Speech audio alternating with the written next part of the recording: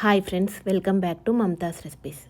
ఈరోజు వీడియోలో మంచి రుచిగా తిన్నా కొద్దీ తినాలనిపించే బోన్లెస్ చికెన్ ఫ్రై రెసిపీని ఎలా చేయాలో చూపించబోతున్నాను.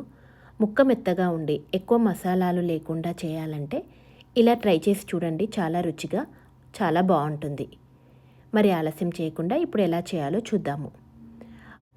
ముందుగా 1 కేజీ చికెన్ని తీసుకొని ఉప్పు వేసి బాగా కడిగి నీళ్ళన్నీ వంపేసి గిన్నెలోకి తీసుకోవాలి. ఇందులోనే 1/2 టీ స్పూన్ పసుపుని, రుచికి సరిపడా ఉప్పుని, 2 టీ స్పూన్ల కారపొడిని, అలాగే కొద్దిగా నిమ్మరసంని వేసుకొని తీసుకోండి. ఇలా నిమ్మరసంని తీసుకోవడం వలన చికెన్ ముక్క అనేది టెండర్గా గట్టిగా కాకుండా చాలా బాగా వస్తుంది. ఇలా తీసుకున్న వీటన్నింటిని చికెన్ ముక్కలకి బాగా పట్టించి అరగంట లేదా గంట తర్వాత చికెన్ ఫ్రై చేసుకోవాలి. ఒకవేళ టైం లేకపోతే కనీసం ఒక అరగంట అయినా ఇలా కలిపి నానబెట్టి ఆ తర్వాత మిగతా ప్రాసెస్ని చేయొచ్చు. మిగతా ప్రాసెస్ని నేను ఇక్కడ ఒక అరగంట తర్వాత చేస్తున్నాను. ఇప్పుడు స్టవ్ ఆన్ చేసి ప్యాన్లోకి 1 టేబుల్ స్పూన్ ధనియాలు, 1 టేబుల్ స్పూన్ మిరియాలు, 1 టీ స్పూన్ సోంపు, 1 టీ స్పూన్ జీలకర్ర, 8 లవంగాలు, 4 యాలకులు, చిన్న దాల్చిన చెక్క ముక్కని తీసుకొని 2 నిమిషాల పాటు లో ఫ్లేమ్లో ఫ్రై చేయండి. మరీ ఎక్కువగా ఫ్రై చేయాల్సిన అవసరం లేదు. ఇవి కొంచెం వేగితే సరిపోతుంది. ఇలా కొంచెం ఫ్రై అయ్యాక ఇందులోనే 3-4 రెమ్మల కరివేపాకును కూడా తీసుకొని 2-3 నిమిషాల పాటు ఫ్రై చేయండి. కరివేపాకును తీసుకునేటప్పుడు నీళ్లు లేకుండా చూసి తీసుకోండి.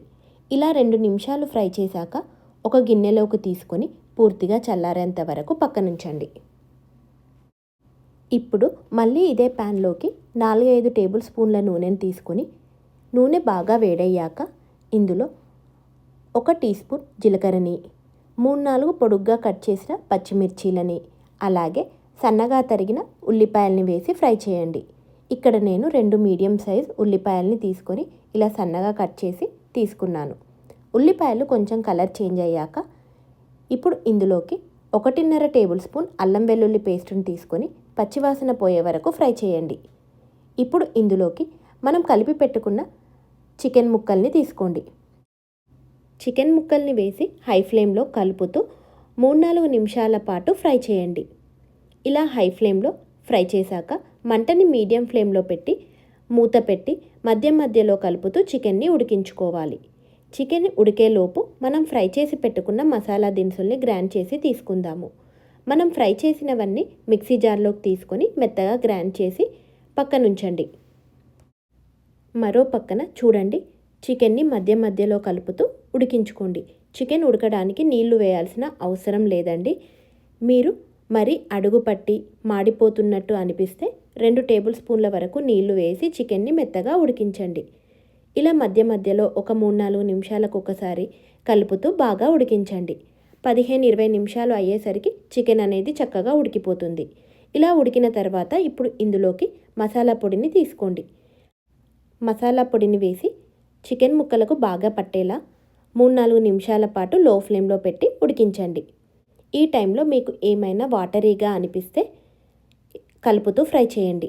ఇక్కడ నాకైతే వాటర్ ఏమీ లేదు కాబట్టి మూత పెట్టి 3-4 నిమిషాల పాటు మగ్గించుకుంటున్నాను. మసాలా పొడి వేసి బాగా కలిపాక ఇందులో కొద్దిగా కరివేపాకును కూడా వేసి ఒకసారి కలిపి మూత పెట్టి లో ఫ్లేమ్లో 3-4 నిమిషాల పాటు మగ్గించుకోండి. మీకు చికెన్ ఫ్రై అనేది పొడి పొడిగా కావాలంటే కలుపుతూ ఒక 3-4 నిమిషాల పాటు ఫ్రై చేసామంటే మసాలా పొడి అనేది చక్కగా ఫ్రై అయిపోయి చికెన్ ముక్కలకి బాగా పడుతుంది. లేదంటే ఇలా మూత పెట్టి 3-4 నిమిషాల పాటు మగ్గబెట్టినా సరిపోతుంది. చివర్లో కొత్తిమీరని తీసుకొని ఒకసారి కలిపి స్టవ్ ఆఫ్ చేసేయండి. ఇలా చికెన్ ఫ్రై చేశారంటే మంచి ఫ్లేవర్ఫుల్గా చాలా టేస్టీగా కుదురుతుంది. అంతేనండి, బోన్లెస్ చికెన్ ఫ్రై రెడీ అయిపోయింది. మీరు కూడా ఒక్కసారి ఈ రెసిపీని ట్రై చేసి మీకు ఎలా వచ్చిందో నాకు కామెంట్ చేయండి. మీకు ఈ వీడియో నచ్చినట్లయితే లైక్ చేయండి. అలాగే మీ ఫ్రెండ్స్కి, రిలేటివ్స్కి షేర్ చేయండి. మరిన్ని సింపుల్ అండ్ టేస్టీ రెసిపీస్ కోసం మా ఛానల్ని సబ్స్క్రైబ్ చేసుకోండి. Thank you for watching.